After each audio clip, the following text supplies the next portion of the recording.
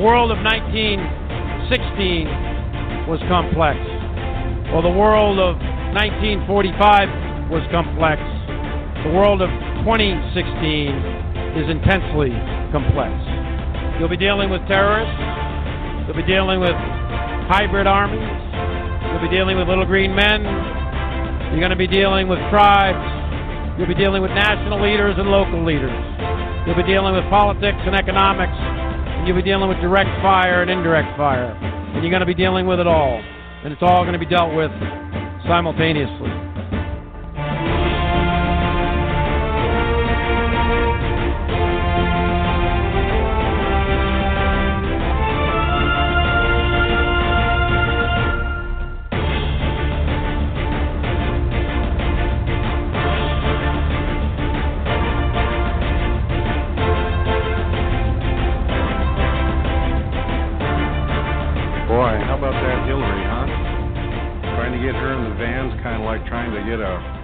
That just doesn't want to go in the wagon. I got a lot to say about that, and I want everyone to understand that what we're dealing with in this world is absolutely demonic. And you know, whether you're a believer, you know, in what I do believe, and that is onto Jesus, whether you're in the occult or you're an atheist, it doesn't matter what you are. In your spirit, I know that you are troubled. And that's why I named the show tonight, Waiting for the Other Shoe to Drop. And that in itself is one of the explanations to bringing on post-traumatic stress. You know, there's a really good book out there to help understand personality disorders if you're in a relationship with somebody that literally steals your soul, and that is entitled Stop Walking on Eggshells. If you have not read that book, Stop Walking on Eggshells, that is a book that I recommend for everybody to read at least once. Now, we're short in time. You know, Obama, with his executive orders, wanted to get the FEMA camps up and running, you know, solidly before the elections. And when we look at Hillary, that is nothing more than a clone, nothing more than a robot that will be discarded, that will be destroyed. And whatever it is and how it's formed, you know, we've talked about nanotechnology, those things of cyborgs, those things of you know, fallen angel technology that has incorporated machine and man. And that's really what it is. Who Hillary is has been gone a long time. That her soul, the conscience, everything, I don't believe is her anymore. What you're seeing is just a puppet. And, you know, how sad? How sad? Even the people who are the handlers, you know, if you saw the video, by the way, where after a speech or whatever she did, they were trying to get her in the van, and there was such a disconnect electrically in her mind to her legs and her body that the chip apparently was, you know, she must have a reset button somewhere they couldn't get to. I don't know.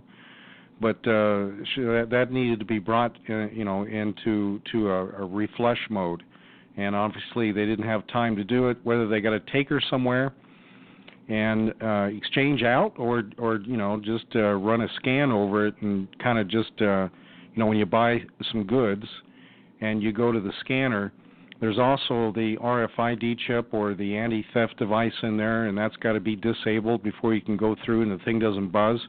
Well, that's probably what was going on there. But either way, you'll notice that they're trying to pull one over on you. And you know that. It didn't take a rocket science. You don't have to be, you know, the top social engineer to see what's going on here. This is a situation that it literally has put us all on edge. Because what are they going to do next? See, that's one of the things about war. One of the things about being in a residential area where there's a lot of crime, you go to bed wondering if someone's going to break in, if you're going to die in the night, or other things. And this wears on our soul. This tears us down. This is a type of bondage, and this is what they want. See, the stuff that has been revealed, the stuff that we see, they let it out in little increments, you know, and then we grab it and we run with it and we report it. But they only, you know, it's like a little valve. They're controlling how much comes out. and like a dam that has to do with retention of rainwater and in the ability to evacuate it out, in an instant, to flush it out, these gates are going to open up. And so what are we going to have? We're going to have people who are literally going to be traumatized. And again, that's part of what we're going to talk about tonight. Now, if you're new to the show and you heard me on John B. Wells' Caravan to Midnight, and so now you're listening, welcome. The way that I split this up is my co-host Julie Flores and I do Mondays, Wednesdays, and Fridays together, and then I do a solo on Tuesdays and Thursdays. And I tend to go a little more biblical on those days, depending on the subject matter.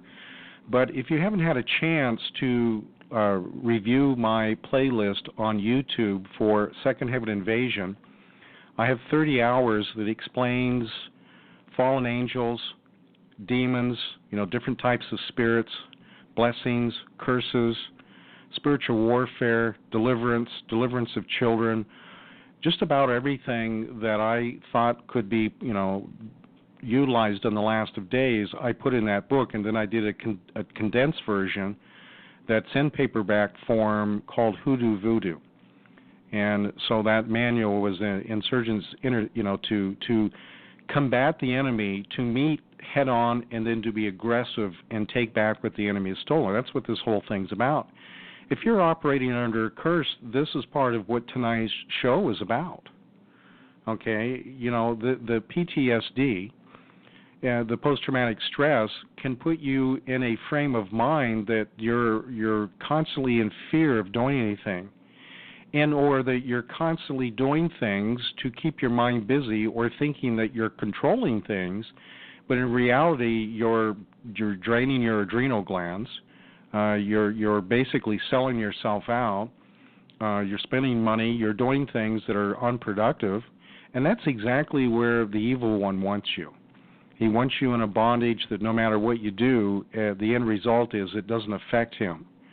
In the meantime, his cronies, the demons, they're laughing. They're high-fiving each other. They're even causing you to go this way and that way through influences, and they think it's really funny, and it's not. I mean, whenever you celebrate with the demise of somebody, that just shows the lack of love.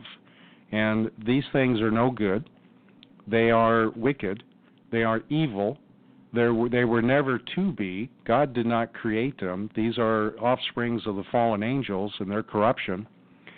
And what they are, basically, is a punishment for our behaviors.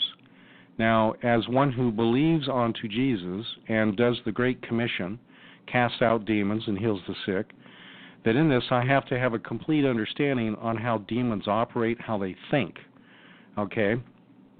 And again, for us as just normal people, normal humans, and humans in themselves, it's hard to comprehend evil, that evil could do such a thing, but that's why it's called evil. And so in this, we need to be wise as serpents. We need to pull ourselves up by the bootstrap. In ourself, now I want to point out something here. Many of us, depending on the constitution of ourselves, who are we, our beliefs, what type of personality that we have, many people can be sort of meek and mild in their spirit, and they'll never be aggressive or assertive, or they'll never do things that are uncomfortable. They'll never come out of the nest. Okay, those are ones targeted by specific demons to keep them in a bondage that they'll never achieve or be what God wanted them to be. And then you have those that are aggressive. You have those who are assertive, and they can tend to be more narcissistic. They tend to possibly inflict themselves, project themselves onto others. They control situations. And there's those in the middle that can be thrown to and fro by either side. You can be one to submit yourself to someone who's broken, trying to help them, trying to do those things to bring them back, but it never will, because they're in a bondage that is demonic. And so you sell yourself out. okay, and you end up getting your own soul sucked out. And many of you know exactly what I'm talking about. And then at the other end, you're serving someone that is basically using you up in an aggressive form. And so the people in the middle are the ones who get tossed around. And so this is why I'm addressing this tonight, waiting for the other shoe to drop. Now, on YouTube, again, there's lots of teachings there. I did a 9-week series on KFNX and Phoenix, and you might enjoy that. But again, the 30 hours that I did pertain to each chapter in Second Heaven Invasion, so I recommend going to that. Now, on Gambling.com, now these are websites that are all associated to me. I own them. I operate them. They're on my server. And what I did is, through the help of my listeners, that I posted all the old shows on Scott Hensler Network on Blog Talk, took out the commercials, made sure the audio was up, and then posted those. And so hopefully you can download those and not have any issues compared to Blog Talk. Blog Talk is not always a user-friendly service, unfortunately. And so that's what the idea behind that was. So gambling.com, and again, those are all accessible from Scott Hensler Network. Now, of course, the main website for Tinfoil Hat Club is tinfoilhatclub.com, and those links can be there as well. So again, tonight being Tuesday, this is solely me. And I want to thank, again, everyone who's been supporting this broadcast, my ministry, the Deliverance ministry, the exorcisms, praying over people, clearing houses, giving advice on generational curses and what to do. You know, and I did this series just recently on Freemasonry, renouncing. Everyone's got Freemason in their family. I get emails that go, well, I don't have any. Yes, you do. Somewhere in the line, someone was in the Masonic order, and that brought a curse on your family. So go to my website at scotthensler.org and download free the PDF, which is available for renouncing those curses. And you will be surprised what happens.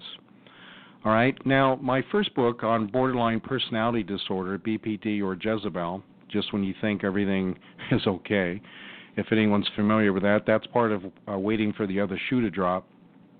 When you're working with personality disorders, or you're in a relationship with someone who has it, or maybe you do yourself, there is a self-preservation to sustain your behavior, because it has become who you are.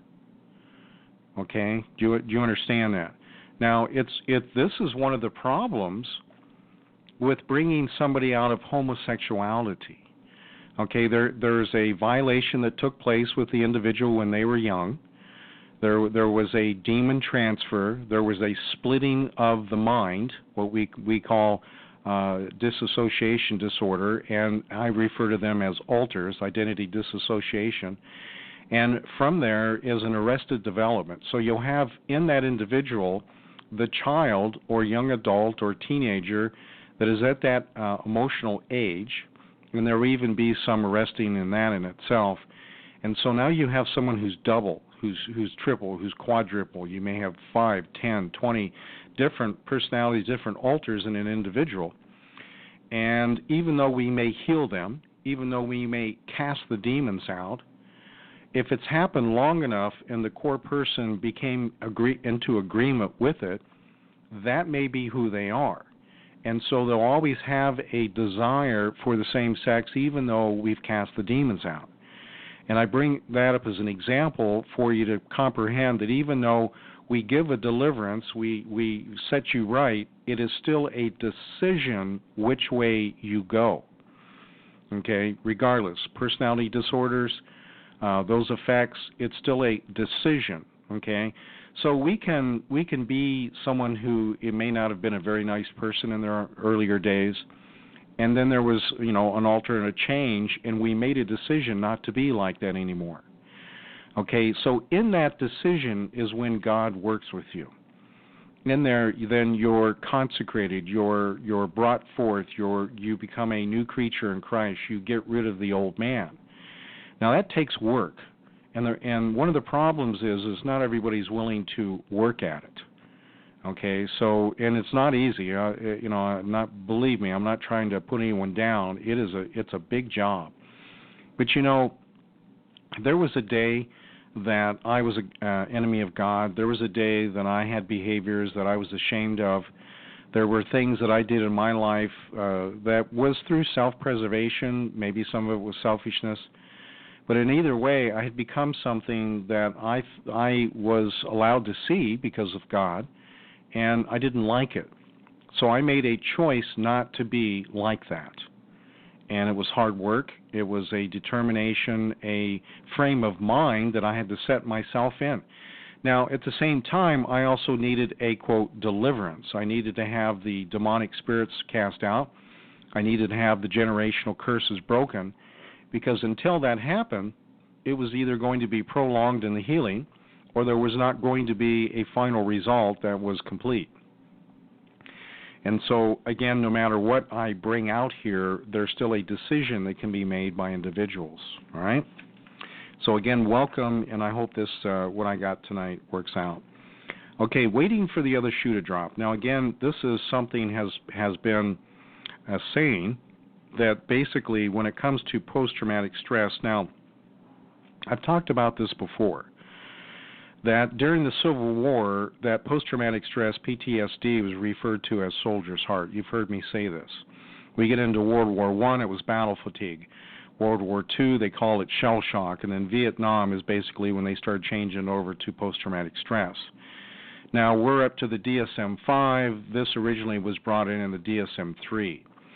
Now, it's trauma. It's a trauma base that causes us to come within ourselves, to withdraw from a situation that is so overwhelming in our minds and our spirit that if we did not, we would literally have a breakdown. Now, unfortunately, the asylums, the mental institutions, are loaded with people that did not disassociate correctly.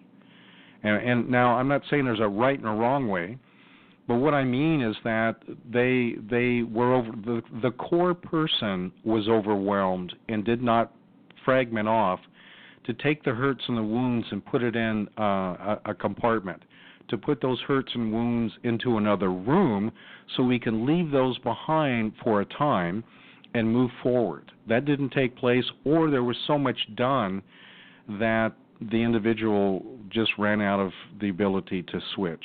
And it's a shame, because the blood of Jesus Christ will reverse that. And so we have millions or thousands, if not millions, who are in this state that they're not going to get healed because there's been such a bondage in the so-called Christian church that they did not do the Great Commission and they did not set the captives free.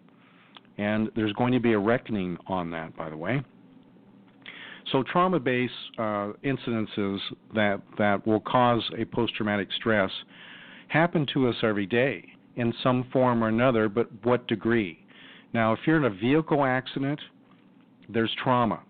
If you're verbally abused, if you're physically abused, that's trauma. Otherwise, you may be in a relationship where someone is physically or spiritually, verbally abusive to you. Those hurts and wounds are trauma. They're a wound to the soul. And every time that something takes hold, it's one of the reasons we're called by God to protect our hearts and do not take offense that in this, that by rejecting that hurt and wound doesn't take place. But that's, a difficult thing. If you have a love of somebody, the ones who hurt you the most or can hurt you the most are the ones that you do love, the ones that you have given your heart to.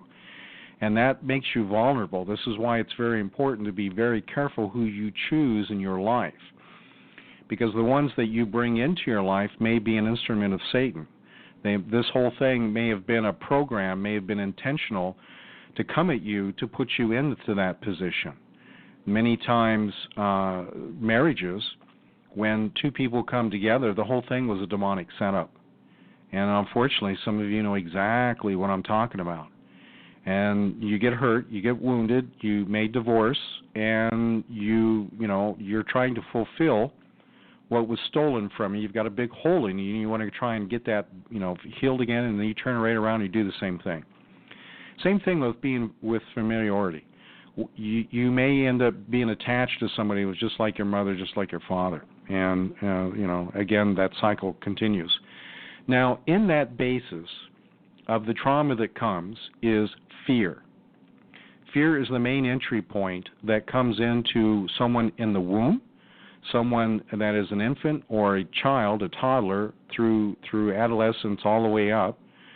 And in that fear, there's always a demon behind it, okay? We have not been given a spirit of fear, but a power and love and a sound mind. So once this takes place, you understand that there's a spiritual door open to the demonic. Now, again, it's not your fault. The devil doesn't play fair. Now, in that, phobias can be established.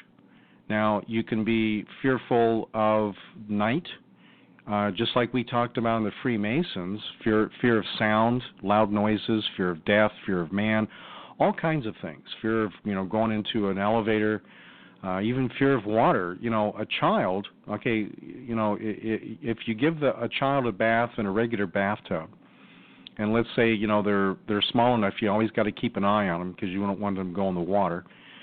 And if you pull the plug, like, one that has a rubber plug in the bottom of it instead of the, device, and that water starts swirling around, their little minds can't comprehend that they can't get sucked down that tube.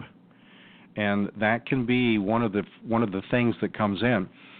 So it's never a good idea to think that you're being funny with a child and scare them, spook them. This is not a good thing, because in that fragmentation of the spirit at the moment that the fear grips, being startled, is the point of entry of spirits. Okay, because they've lost control of their cognitive. Okay. And so be very careful about that, all right? Now, nervousness, anxieties. Boy, we can all have that. That's part of this waiting for the other shoe to drop. Now, that can be exploited. That can be exploited by governments, by agencies that do not have your best interest in mind. Hence, we have the federal government, we have the Illuminati, the New World Order. And so this is a type of social engineering implementing trauma base as a psyop, using phobias, anxieties, and nervousness, with the combination together being as one as fear, to control you, to get you to do one thing or another that you normally wouldn't do. You sell yourself out. So this is, again, a type of social engineering. Now, once you've been brought into that, you've been indoctrinated, you've been brought into a frame of mind that everything you operate in as fear, you can end up having apathy against the things that really matter. Otherwise, you're already overloaded. I can't handle anymore. You got a rejection of the truth. And so you withdraw, you encapsulate, again, this is part of what the term of monarch mind control. Then in the trauma base, when you have a butterfly, the monarch, then in its transition from a caterpillar, is into a cocoon, which goes into a session of time of retransformation into something else. And so this is part of that plan. Now, when you're in that particular situation, you may develop hopelessness, which is absolutely understandable, because, you don't know what to do. This isn't a part of who you are. You don't have an aggressive personality in the first place to stand up and say, hey, you know what, I'm not taking this. And this is exactly what the government's been working on all this whole time. Again, trying to force Romans 13 down our throats. Then in that hopelessness, that then when they implement tyranny, that then when they give a freedom, a hope of freedom, meaning that it can get a little better. Okay? See, that's one of the things about having a broken heart. That can draw you to somebody who may have the appearance of having a heart for you, that they have concern for those things that are happening. That's the perfect time for somebody who is evil to come in and win your confidence, to win your soul, to win your heart to them, and then they turn right around and crush you again. And some of you know what I'm talking about, and that's a terrible, terrible situation. So with tyranny, you'll end up submitting. And in that submission, again, is more bondage. Okay, there's no opposition to tyranny. You're willing to submit and go. And again, when we look at the NIV, the International Version of the Bible, which is not the Bible, this thing, when you read Romans 13 and the submission to the government, is a complete opposition as to what King James says. So just read the two alone, and you'll understand what I'm talking about. Okay? Now, anybody who would do such a thing, that would be able to inflict tyranny onto someone, which again means paying compliant, these are psychopaths. Now, that would be the form of a human, okay, someone that is human. But many of these are not human. We're talking about reptilians. We're talking about the seed of Satan. And so God refers to them as wicked, okay? They are the depths of Satan, okay? Narcissism, again, would be a human trait, though Satan himself, Lucifer, was probably the first recorded narcissist. But again, this type of when we're looking at reptilians, this is what we would see. But then when you get to a human, they may be a sociopath, okay, along with a psychopath. And of course, many of you know that someone who is a psychopathic killer, what it means is that they have no emotion. Their conscience has been seared. It isn't a form of double-mindedness. They simply have no love of fellow man. And one of my mentors, again, I've said this before, just said, Scott, that when someone is narcissistic, that literally means that they have no love of fellow man, and without that love, it is one of the closest things to evil that they have ever seen. Now, when you have someone who's a psychopath and a sociopath and or narcissist, you may have complete demon possession. Okay, I've broken that down before, that in a human, you can have either total possession or you can have an infection. You can have, a oppression. You can have something that affects the human in demonic influences. But if you're dealing with reptilians, if you're dealing with cyborgs, hybrids, you're dealing with clones, these are not humans. Okay, they are derived from evil. They are not here to serve man. They are here to counterfeit, to confuse, to lead us like a Pied Piper to destruction, like lemmings over the cliff. That's what their whole. That's why Hillary is up there. Okay, that thing that you're looking at with a hole in its tongue. That's why I call her the spitting cobra. Is a plain representation of the will of the evil one to deceive, to use any means possible to get you into submission. Okay? Now, we can also, with these people, whether they're demon-possessed, whether they're demon-infected, whether they're these that are not human, we can still develop a soul tie. We can have a camaraderie. There can be a familiarity. There can be something common that we relate to. Now, that can also be done with spirits that are of familiar spirits. Okay, a reptilian itself is not a demon. It is a separate entity. But whenever you have something wicked, when something is rotten, it stinks, right? So you may have something that's like food that was left over, and it was left over too long, and now it's gone, rancid. It's an entity by itself, but the aroma around it is overwhelming.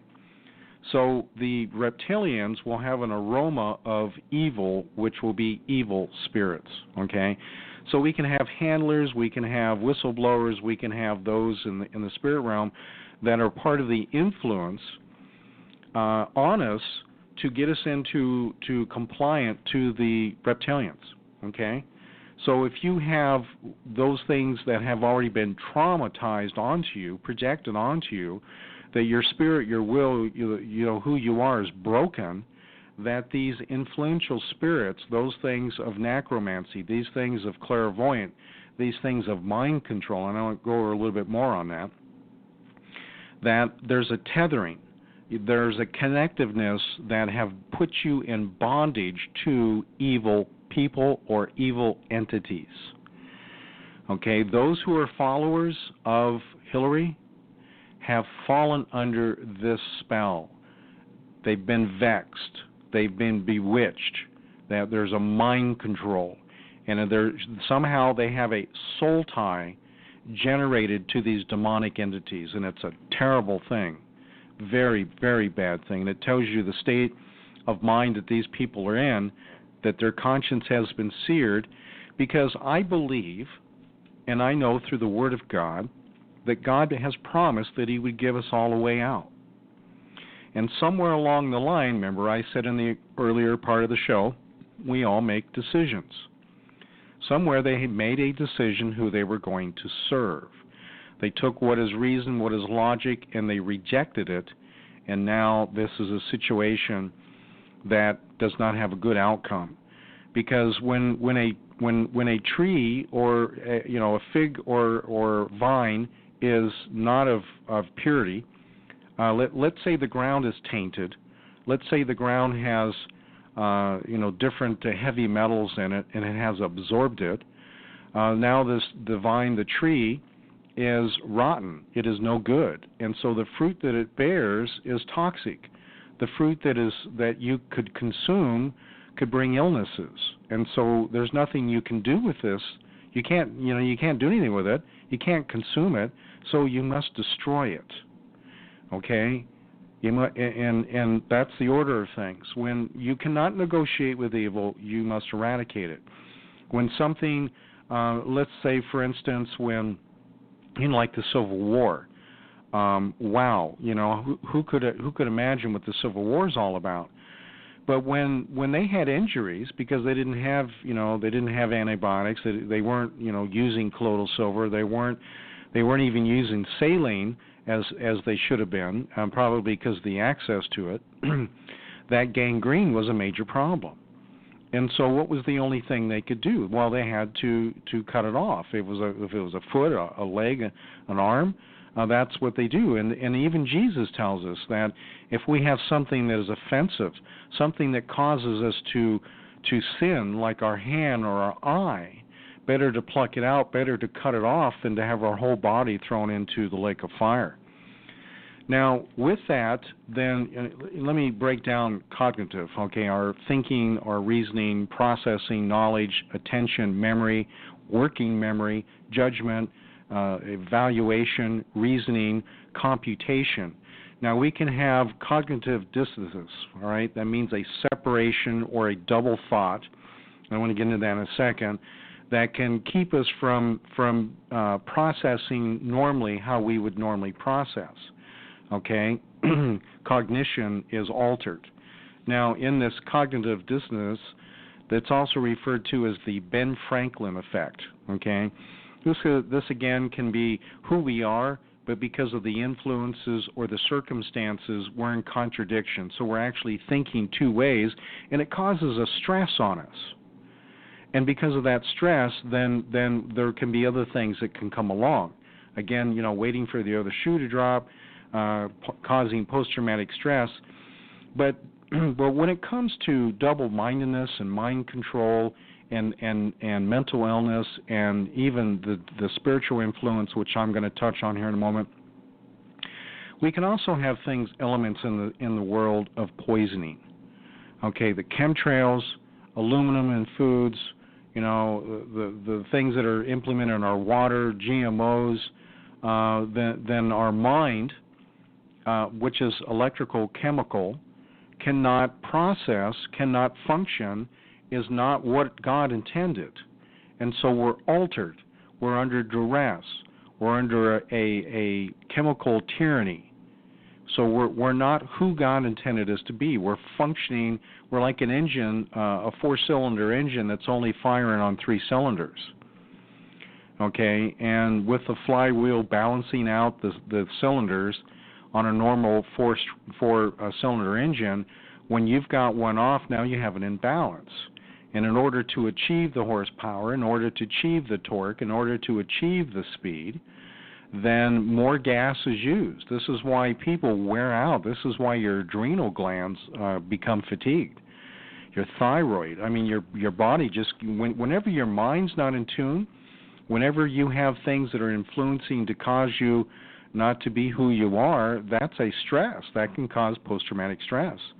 Now, again, as I mentioned with aluminums and so forth, like mercury, these are heavy metals. These are toxins. These are poisons. These are things that also, as I mentioned in the show last night, for Monday night, talking about cancer and those things that are carcinogen.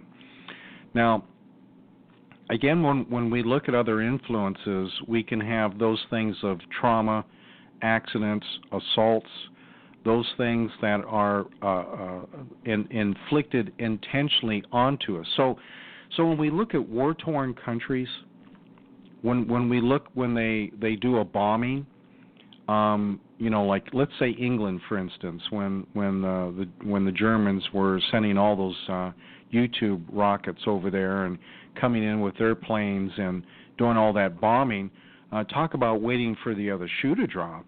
Talk about wondering when death from above was going to happen, the anxieties and the fears, and now you have a destruction of utilities. So now you have wastewater that's potentially mixed in with drinking water, or taking away drinking water altogether, taking away the ability to have any medicines or to preserve food. And so now you have, a deficiency in nutrition. Your immune system is taxed. All of this stuff is being done to us now. Every bit of it. It's one of the reasons we're not standing up like we should, because we're already wore down. This has been going on since 1962 with chemtrails, for goodness sakes. This whole world is, bombarded with all these heavy metals. This is why Alzheimer's and dementia and all these others are up. And again, when you take away the libido of a male, you've taken away the male aggressiveness. And so what we have today is we have men who aren't really what God intended them to be. And I'm just being honest with you. And unfortunately, I talked about the pituitary gland, that whenever there's hormones in your body that are then removed or not functioning, that particular gland may take over, and under these influences because of the imbalance of things, that let's say a woman then, because of that gland, can now start getting testosterone, and now you have an aggressive woman. And in a man, the estrogen may come in, and the testosterone goes down, and now you've got a wimp. And so take a step back and look at the world, and this is part of what we're seeing. Now that in itself is cognitive dissonance. It's insanity. But in God being a God of order and not a God of disorder, obviously this comes from the evil one. So trauma, accidents, assault, even on us as people, with what the government's been implementing as a part of mind control and programming. Okay, because whenever you're hit so much, there'll be a point in time that you give up. There's hopelessness that comes in, and you submit. Okay, it's a form of pain compliant. Okay, now we also see this in satanic ritual abuse. Okay, which is trauma-based mind control. And satanic ritual abuse, again, can be part of social engineering. But in our social engineering, when just by simply dumbing down society without the comprehension of what's really being done to us, then we're submissive. And so they literally get away with what they've been doing. Now, with that said, let's address what others aren't, and that is the spiritual effects of the demonic that are, okay, so what we're getting is a double duty. Okay, we're getting the physical pounded on us, and now we're being beat down that we're not really able to stand against the spiritual. And since the churches have not been doing deliverance and did not teach us about spiritual warfare, then in our own minds we've been bewitched. It's witchcraft. They're blocking, hindering spirits, these mind control spirits. They alter our thinking. And in that hindering, we have a cycle that goes back to fear, because now you're not able to control the situation, meaning that you've lost control. Things that would have normally have been handled by you easily are not, and that can put you into a panic. Okay, now let me just address that this is a curse. Whenever you have something that repeats itself, whenever you have something that just doesn't go away, it's a curse. And behind curses are demons. They're the worker bees that do it. I've said this 1,000 times. And so it just keeps going around and around. You're bewitched. You've got blocking spirits. Your mind's altered. You're under a mind control. Now, whenever you're in that situation, part of fracturing, part of altering of trauma base, you can be put into a disbelief. You'll go into another little world that you get away from it all, and so you've developed disbelief. You don't believe these things are happening. You don't believe it can go to the next level. But when it does, it steps it up a notch. And when it steps up a notch, then you actually, through this phenomenon, then dig your heels in with more disbelief. Why? Because you're under mind control. You're being bewitched. You're being blocked. You're altering. You're being hindered. You're under this curse. Okay? And it's a self-fulfilling prophecy that you've said to yourself, because remember I said that God gives everyone a way out. Somewhere you gave up. Somewhere you accepted this. Okay? And you're not willing to put the gloves on and fight. You're willing to submit, and that was never God's will. That's why we're in the position we are. Now, in that is the rejection of the truth. Okay? Jesus came to bring truth to a lie. So what are you doing? You're rejecting the truth. And in that truth, then our faith is hindered. Now, I'm talking about those who are believers. I'm at least talking about those who understand who they are. But in a certain point in time, you surrender, you circumvent, you give in, and now you become someone else. So the rejection of truth, again, is a form of bondage. And when you're in bondage, that's not of God. See, when Isaiah 61 prophesied that one would come to set the captives free, that means coming out of bondage. That means one being released of those oppression spirits, those curses that were placed upon them. Okay? And so when you're in bondage, you're not free. Well, when you have truth, you're set free. This is a promise of God. Right? So you can see how these are all related here. Okay? Your will is hindered. Your will of what you want, what you think you should strive for, is hindered. You're in bondage. Your soul has been captured. Now, your ability to receive happiness, okay, your joy, the understanding of who you are, to appreciate things, can be absolutely robbed of you. This is when Satan goes out like a roaring lion to see who he may devour. This is one of the issues. This is one of the problems. Okay, there's many people that are in families where there's abuse, alcohol, issues, and so they don't want to rock the boat. They want to keep the peace at any cost, but in reality, they've sold themselves out, because you're not keeping the peace. You've simply come to become an enabler of evil. Because when you're mistreated, that was never God's will, so therefore it is evil. Okay, so now you're submitting to evil. And I know that it takes a lot to come up. I'm trying to get you prepared for what's coming. I want you to understand that, look, there doesn't matter what you do.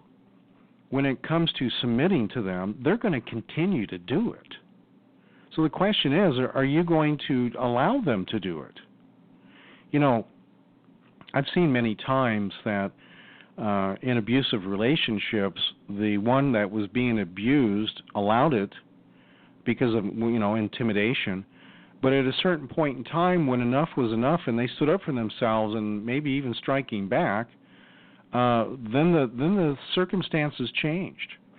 The bully, who he needed to be put in their place, has now been put in their place, and realizes, just like a criminal.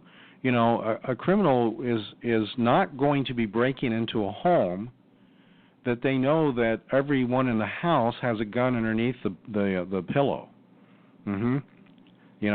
If they do, they're really stupid. Okay, and there may be who are willing to do that, but the probability has been significantly reduced. Okay, so standing up to tyranny, standing up against those that would implement fear onto you, is wicked, is evil, because it has nothing to do with love. So the government doesn't love us. The reptilians do not love us. Okay? And Hillary doesn't love you. All right? Hillary's gone. Whatever that is that they had to put in the van doesn't love you, doesn't care about you. Okay? It's only evil that is trying to deceive you. Now, when you've had your joy stolen and your happiness and now you're in bondage, in order to survive, you will disconnect. Okay? Now, that means you separate yourself from the people that you love and that are friends and they don't know you anymore. Does that sound familiar? You ever been there? Huh? You know somebody that now you don't know who they are? Well, when the door closes in their house, you never know what goes on. You don't know what they're going through, and now they've disconnected. One, shame is another problem there. They're in shame that they've allowed themselves to get to that point. They're in shame that if anyone were to know what goes on in that house. Okay? And I get that, And in this disconnection is isolation. And that isolation is still based in fear. Okay, so everything just circled around again. See, there's that fear. Okay, remember the first entry point, fear. And what's the opposite to fear? Faith. Faith in knowing that if I do what I do, it will be. And that is joy, that is survival, that is success. Okay? Now, what is success? For those who believe on to Jesus, we're told that even if we lose our life, meaning that we believe and we do those things in service of Christ, that if we lose our life, we save it. That's a win-win. Because as I mentioned, our life is but a flash in the pan compared to eternity. And so if we fear of losing our life, we may sell ourselves out, we may take the mark of the beast, we may renounce Christ. We may do things that will be, devastating to our longevity in our relationship with God. Okay. So this antisocial behavior, again, we're seeing in many forms. We're seeing people that literally put themselves into the bottle, into drugs, into sex, into video games, into their phones. They can't even lift their head up. The accident rates of people walking out into traffic because they've got their face buried into their phone. There's even, things on YouTube. I don't recommend watching them because some of them are terrible. It's a terrible thing to happen. But that just shows where our society is. We're under such tyranny, waiting for that other shoe to drop. We're disconnecting. We've put our head in the sand. We just do not want to acknowledge that it's real. Well, again, we got to that point because everything that I just talked about, and it's all in that. Okay. Now, this cycle that just keeps going around and around, we lose our self-worth. We've lost who we are. We don't understand anymore that we have something to give, that God loves us. And I've said it before, we are treasured. We are a jewel in His eye. And we're also called to love ourselves. That's not the narcissistic, not the selfie you want to take with a phone. We're talking about understanding who we are, that we have worth, that we have a job to do, and we're going to serve and do those things that we've called, because, again, Christ says, if you love me, you'll keep my commandments. So in that commission, then in our self-worth, then we're able to succeed and do those things regardless if we lose our life. Now, with medications, with imbalances that, can even come from that, when we have extremism, what we have then is someone who's trying to control a situation that is beyond their control. And so they'll go to extremism. Now, if you want to talk about defending your life with a firearm as extremism, well, then okay. But the point of it is that if you have an assailant that's trying to steal your life, that is trying to, quote, murder you, and that you have, since you have worth and you've got a job to do in the eye of God, then protect yourself. Okay? Now, many of you do not believe in guns. Many of you do not want to carry guns. And I wish the world was different, but it's not. The world is extremely wicked. It is extremely an evil place. And just like this poor woman down in Montana that was found in the trunk of a car here just outside of Coeur d'Alene here in Spokane, which is over in Washington, in the trunk of a car, well, there you go. It shows that someone's willing to take the life of someone innocent. And there's some more to that story. We're going to have to wait to see how that turns out. But there you go. If the people that were at the rest stop, if they were knowing that this woman was being abducted and they had a firearm, she wouldn't be dead. She would be alive. Again, there may be more to this and we don't know. Now, in extremism, you'll see this in bipolars, okay, people with bipolar disorder, okay? Now, what you have in effect that is bringing sadness, depression, and euphoria back and forth, just like a switch on and off. It may be a little more complicated than that, but what you have is an extremism of one way or another. I also see this in personality disorders.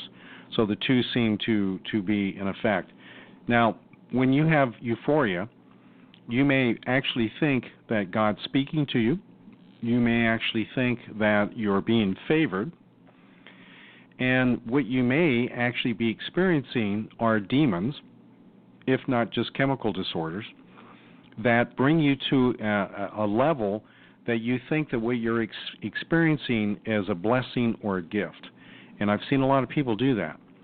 Okay, but what's taking place is a deception to put you onto a pedestal to make you believe that you've been elevated up, that the demons then can kick it out from underneath you. This is why you see people take such a drastic fall to the ground, as that's exactly what the demons have been doing, is putting you up. And now you've come to a point where anything that's good that comes along scares you, because right around the corner, you're waiting for the other shoe to drop, and all hell's going to break loose. Now that something happened good, well, then that means something twice that's bad is going to happen. And what a terrible situation. That's a messing of the mind. See, that is bringing effects onto a mind like we see in insanity. Those who are in constant fear, hearing voices, being terrorized, different dreams, that can bring an absolute insanity. The mental illness that can be derived from it, because you're broken to a point. You've been broken, and unfortunately, that's a high number that I see. Many of the people that I've worked with over the years, boy, I tell you, when you truly understand evil, and not that I'm saying that I do, but what I get is I've seen it in its actions. I've seen it at work. I've seen what it's capable of doing. And so whenever I see something that isn't correct or right, then that means that it didn't come from God. And if it didn't come from God, then how much evil is behind this? Otherwise, how many demons, or what type of demons? What's the category? What's their legal right? What's their alternative? Okay, is it to to getting good with me and then hit me over the head. Unfortunately, that happens, okay? So whenever you have extremism, you'll have sadness, depression, euphoria that can just literally fire like pistons back and forth. And unfortunately, no good comes out of that because of the unstableness of it. See, the Holy Spirit brings peace. Okay, you pray for something instead of being euphoric or whatever. There's a peace that comes over you. You can be still and know that He is God, and that is everything. That's such a blessing. Okay. Now, when you're disappointed, whenever you were waiting for something to be good, in that disappointment, you again can lose hope, and in that hope and that loss of hope, you may give up. Again, when someone gives up and they're moving towards suicide, one of the last things that is common with suicides, and I've done suicide teachings before, is isolation. And I mentioned that earlier. Okay, you see how this is all tied together. In some form or another, there's a web that binds it. Okay? So again, if we know Jesus, then Jesus comes to bring truth to a lie. Okay, and in our truth, then what is reality is not going to bring fear. It's going to bring an understanding or a will to fight to keep things in God's order. Okay, all right. Now, in your acceptance of reality, then in that can be a quiet stillness that no matter what the circumstances are, no matter how chaotic, no matter how bad it can be, in your spirit, you can still be quiet. You can still know that God is in control and that His hand is upon you. And whatever the outcome is, it was His decision. It was His divine direction that happened. We just want to make sure we're not operating in fear that Satan then steals you away and causes you to do things or fall into a piggees, a snare of the enemy that is self-destructive. Okay? Now, self-preservation, again, that is, again, bringing in extremism, bringing in things that may cause us to do things we wouldn't normally do. You may hurt somebody that you love. You're trying to self-preserve your happiness. You may be operating in fear, and you'll lunge out. You'll attack somebody. And, it happens all the time. How many times have you done something you just went, wow, I can't believe I did that? And then you come to somebody and apologize. You know what, I'm really sorry. Okay, and you need to do that. Okay, you need to tell someone that you've wronged, that you're sorry, so their soul, so their spirit isn't fractured. Okay, because there's going to be an accountability. All right, the angels go around writing into the books of those things that will be opened in the last days. So just be very, very aware of that. Okay? It doesn't mean that you settle for less. Okay? Whenever you're trying to keep things in that reality of perspective.